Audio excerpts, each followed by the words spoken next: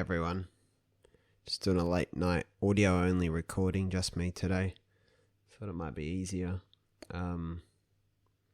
just to share a quick thought without much fuss. Just up late editing some videos. And it's very calm. It's very peaceful where I am internally, I guess, and externally. And I thought I'd just share some thoughts. Had a great conversation today with a friend, which was a chance for me to reflect some of the things I've been thinking about or doing differently.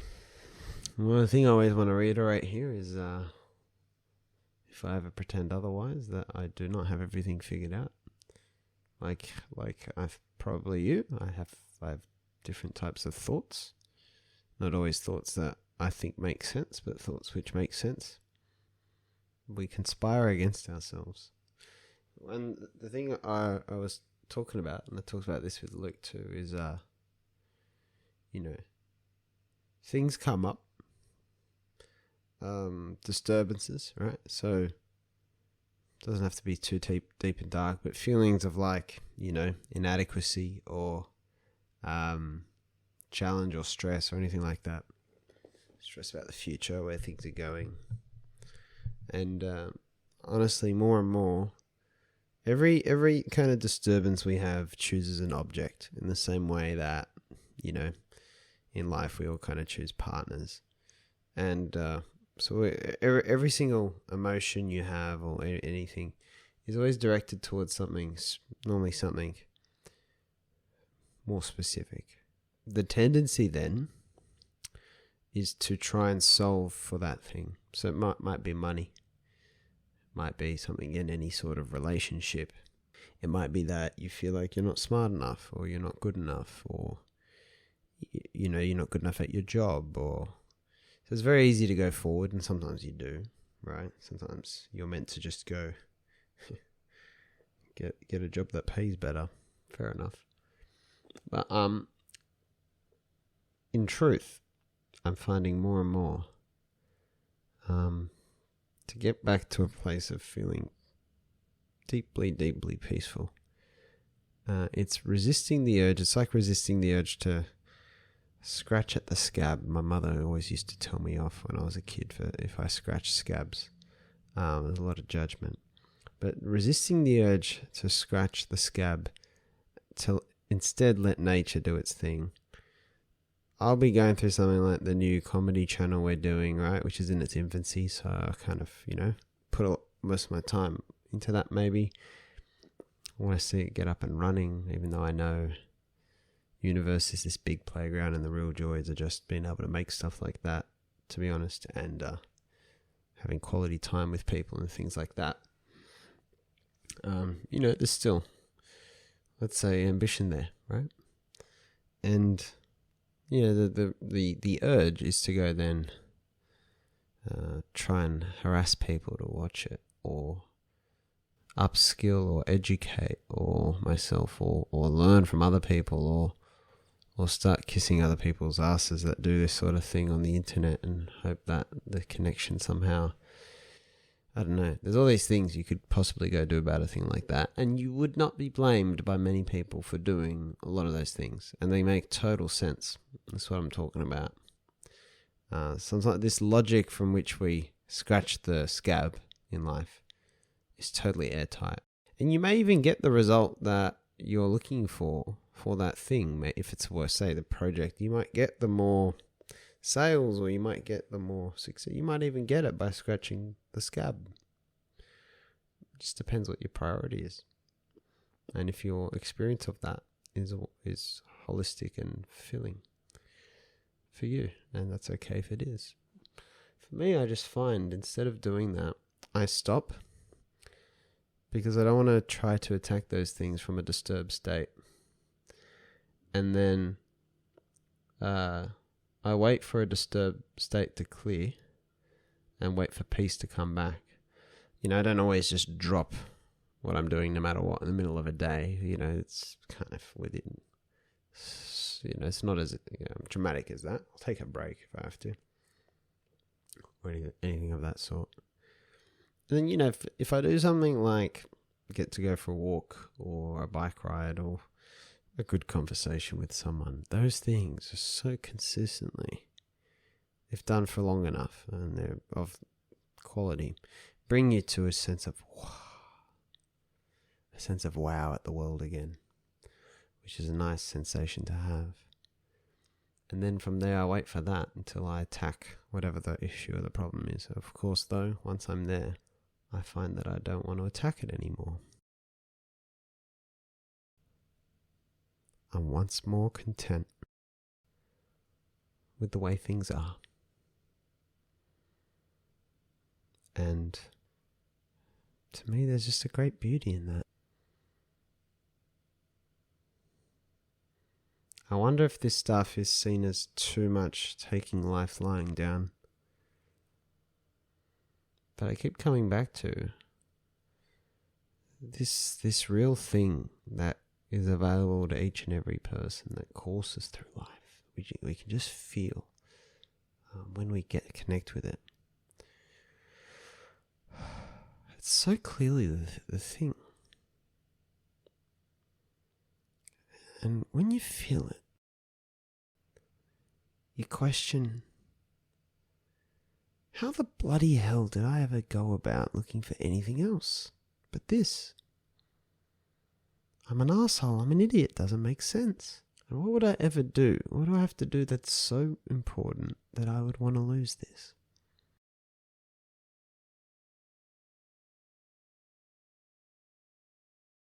But round and round the merry-go-round we go. So, I still have all these, they just get triggered about all these human things, I keep an eye out for, potential partners and stuff when I'm out and about.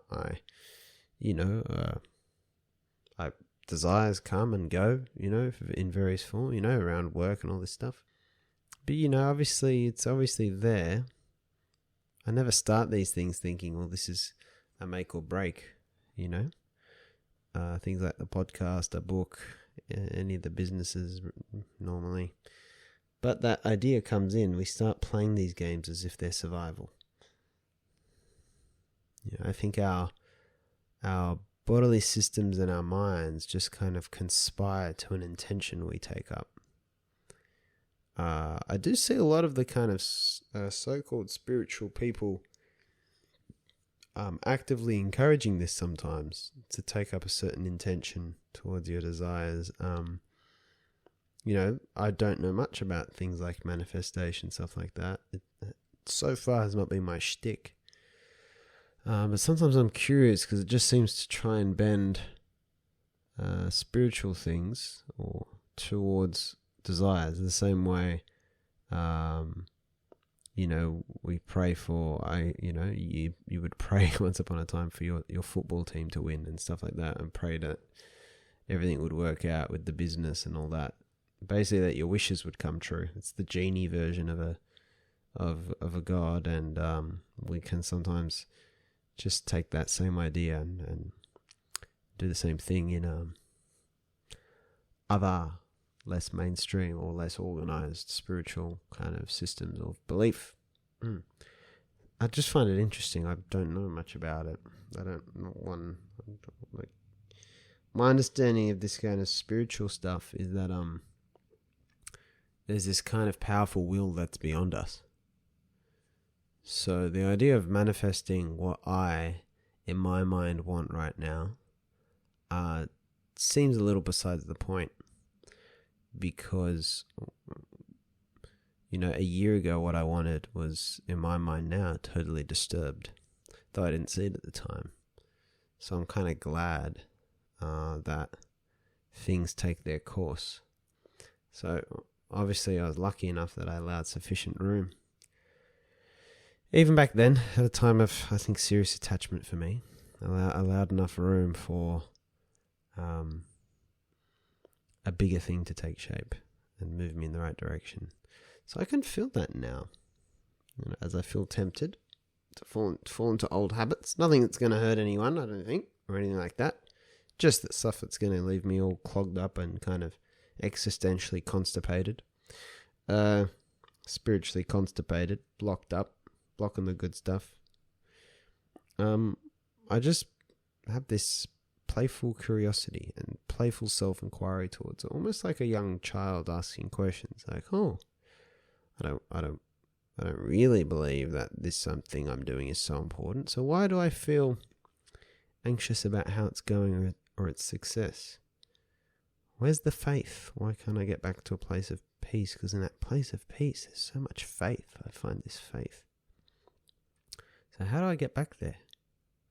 What story, what ego kind of thing, what story am I clinging to still about who I am in the world or who I'm supposed to be in the world? That's obviously coming from my mind, not from the soul, not from somewhere that's beyond my own little cognitive resources, but something that comes through my cognitive resources. Where is that? And I think that's obviously the same way we pour water through pipes to see where the leak is. Without pouring the water through, we don't see where the leak is. And the point of doing it is because we need the pipes to work. We need them to carry water. And we don't want to be wetting people. We don't want to be wasting water. Like, we don't want to be wasting life. So we're not looking to over-optimize ourselves and make ourselves perfect. We're just trying to find these little holes and plug them, and you fix the big holes first probably, and then you start seeing, oh, there's a small hole here. And that's life, You live in a materially comfortable society, you start seeing what's wrong with the psyche.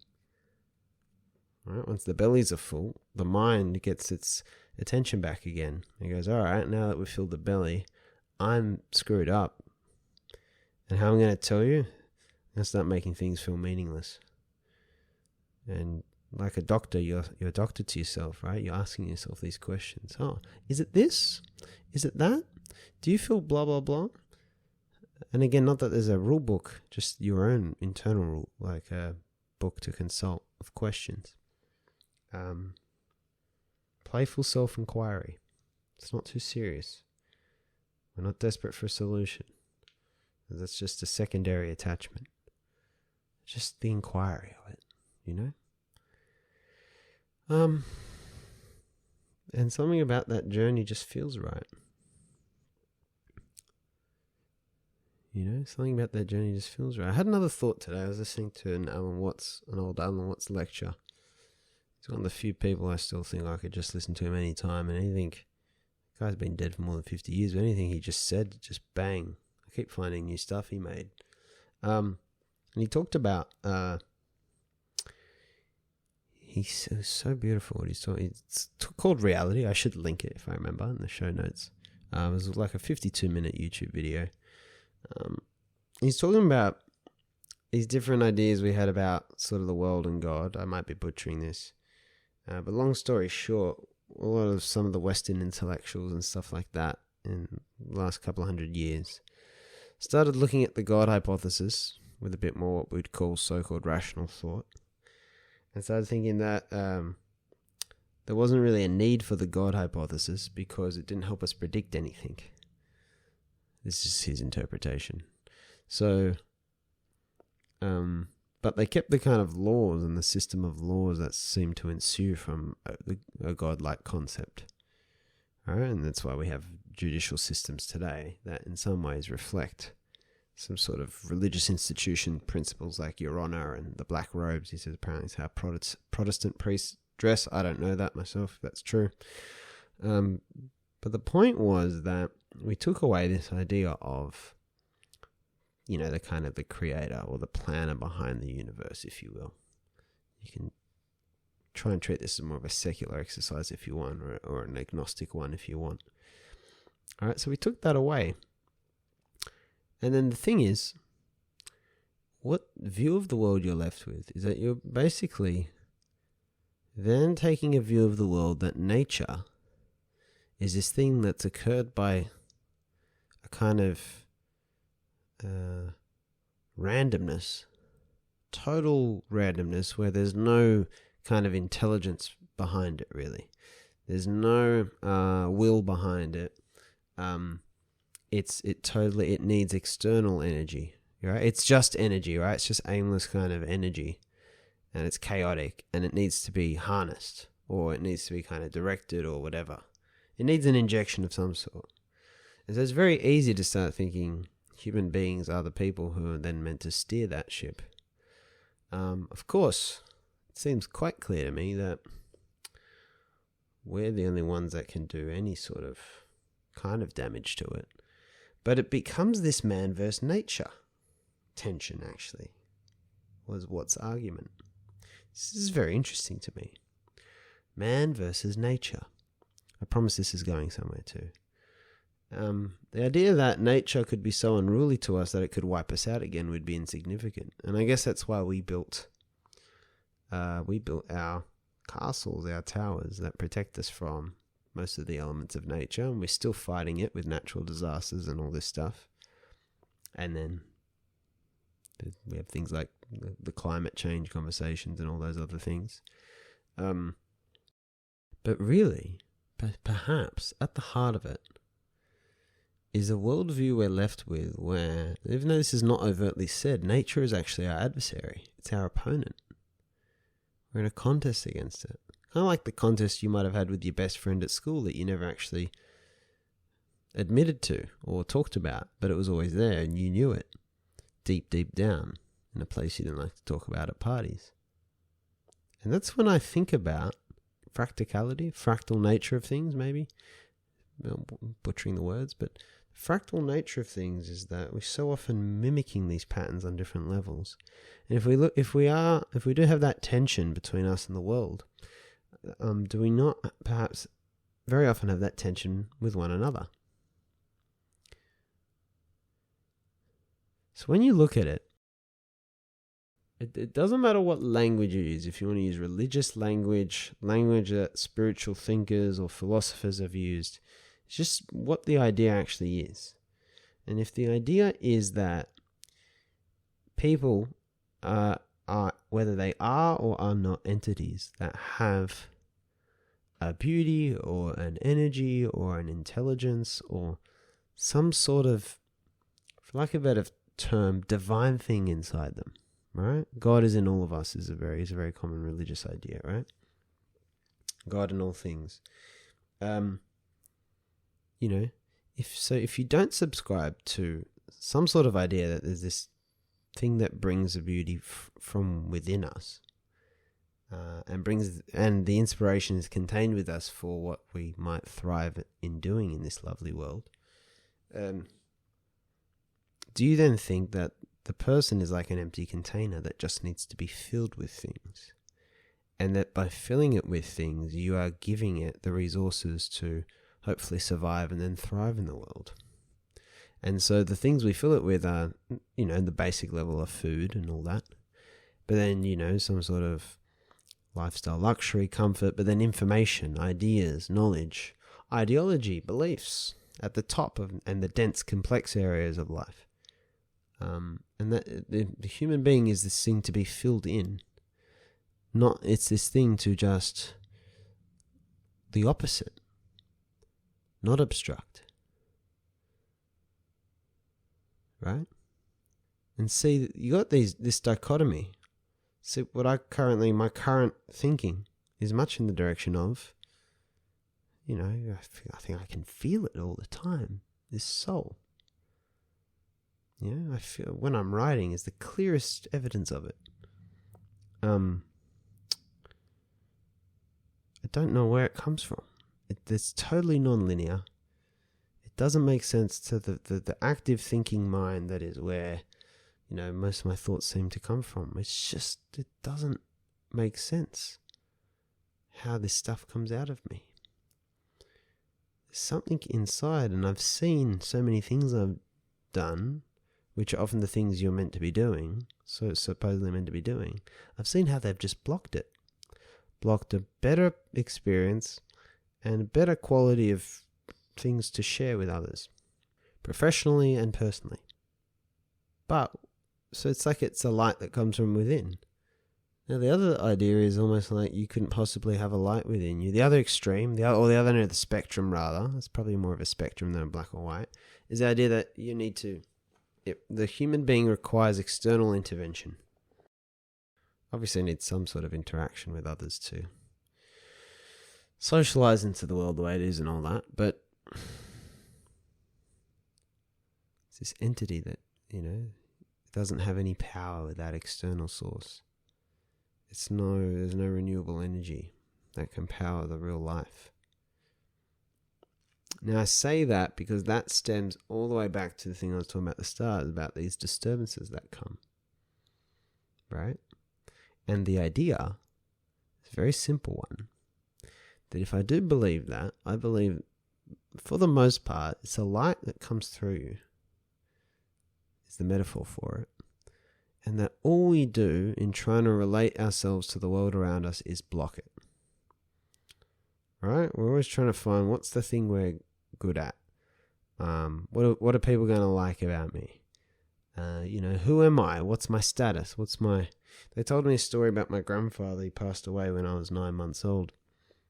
That Joe Weeby Sr., that he never wanted to grow old. And I think he never wanted to grow old from a place of his sense of himself and his sense of pride, because he was a big, tall man, strong-willed, and always demanded his way, and apparently, and they called him Big Joe, and that became his identity, and he never wanted to lose it. So it sounded like that meant so much to him that he couldn't handle the idea of people seeing anything but that. So it sounds innocuous, and maybe it was, and I think he led a good life from everything that's been shared with me, but do we need to do that? I sit in a place now where I really think we are at our purest the less we identify, as in place our identity. Like I'm only good in relation to things in this outside world. Not saying you need to give it up, not saying you need to be a monk, which is always the funny response I get with this line of thinking, because I'm not doing that, but I'm still young. Plenty of time to do some stupid things. But the idea is that you would, if there's this light, it will direct you really very much to where you want to go. Where you ought to go. And sometimes where you want to go is obviously aligning with that internal thing. So it goes very much against taking so much from outside you. And I have a sense this is why I resonated with the story of Leonardo da Vinci, because I think it sounded like he was someone who he detested received wisdom from taking things from the world around him. Because so many of those things are tainted, because the premise of what's shared is that you need this and I have answers. And it actually taints the nature of knowledge. Right? It's like we need to get as many people as possible apples, so we need to mass produce apples. And obviously if we mass produce them in this quantity, we're going to compromise on quality to do that. But we just need to give people something. And that's the kind of analogy I draw. Is that what we're doing? Do we get distracted between feeding the mind and feeding the body? And do we get distracted from feeding the soul? The last thought I'll share is I saw a comment someone posted online the other day saying that entertainers and artists normally get most of our society's attention. But, they don't move society forward as much as scientists and intellectuals and people like that. And then they made another comment about, podcasting or something, how that was a bridge for the intellectuals to become more like celebrities. And it was terribly funny. Maybe I would have agreed with it on some level a couple of years ago. But it's funny because that idea, I would almost flip it around. I'd flip it on its head.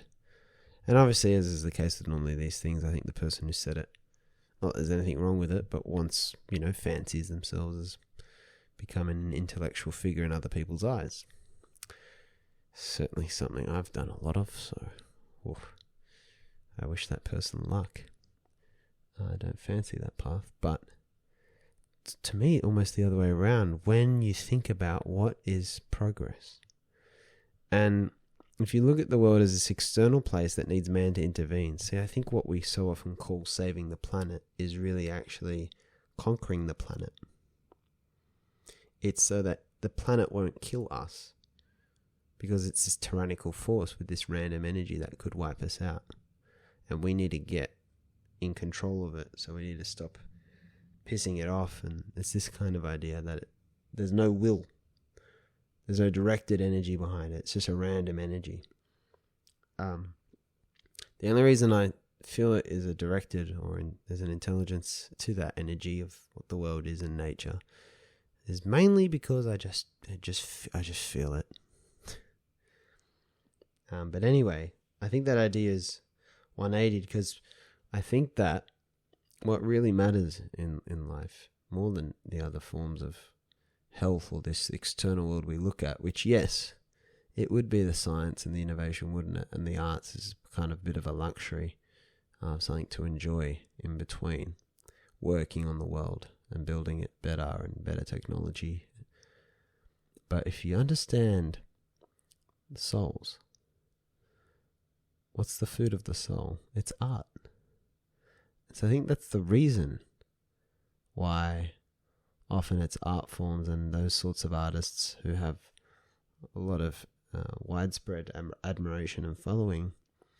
I think it's because art, movies, music especially, who doesn't like music, right? Connects with us and when done right, feeds the soul. Or at least it's a medium which at its heart is attempting to communicate to the soul. More so than academia and non-fiction works and things like that sometimes, because it kind of bypasses the intellect a bit. Music normally gets right past the intellect, right? And so it can get right in that rational exterior, and you can get into your warm, fuzzy little ball of light you got going on inside. Now, isn't that just a fascinating idea? So the question is, what is the real progress? I don't know how much progress there is to make. It'll all happen. It'll all happen. I very much enjoy, being able to have internet when I walk on the street on a little device in my hand. I'm not what is it? Is it a Luddite or those people? I know there's another one that starts with A that are very anti-technology. I'm not one of them. It's just all things in the middle. All things in their center. Use the tool and put it down when you're done. But yeah, this way I have of trying to deal with things, and it's always the world is a mirror reflecting back into me or into each of us, rather than here it is out there, this thing for me to shape and mold to the image I have in my head. Because when we surrender, the image that's in our head is the image that comes from, I think, something beyond us, but could be way off, or the language here could be letting me down. So as usual, the point of this is not to over-conceptualize, but to try always to come back to peace. I always want to avoid the risk of over-complicating stuff. My brother, is very much not your typical go-getter, let's say. He's almost the opposite. My mother and I having a very kind of in-depth conversation the other night about something, life, it was a good chat. Love you, Mum. And he walked in the room, being amicable. We sat down to listen to what we were talking about, see if he could contribute to the conversation. We obviously realised the depth and complexity of what we were going on about, and he just said, you guys just overcomplicate it. This is what you do. You ask in your head when you're about to do something, is this the right thing to do? And if it's the right thing, you do it. And if it's the wrong thing, you don't do it. And then he just, that was his mic drop moment. He just walked, he was almost like a little pissed off at us. And then he just walked off. And so for all this stuff, the nuance of in between those moments when you feel like you have to think about what you're doing, or you need to reflect a bit, you need to wind down, or you need to take a beat. Let that not be a diversion or overcomplication away from what ultimately I find that idiot that I live with, shared so much genetic material with, his very airtight philosophy. He could write a book, it wouldn't be very long, would it? It'd have 3 lines. Anyway, that's me done for today. Thanks for enduring these thoughts. And the best way to open 1,000 doors for you is to concentrate on opening doors for others. Goodbye, friends.